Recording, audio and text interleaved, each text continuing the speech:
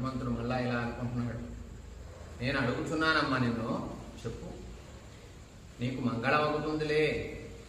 రావణుడు జనస్థానం నుండి బలాత్కారంగా ఎత్తుకొచ్చిన సీతాదేవి కాదు కదా నువ్వు. రావణేన జనస్థానాత్ బలాదపహృతాయని, అపహరించుకుపోయాడు కదా రావణాసురుడు రావుడి భార్యని జనస్థానం నుండి.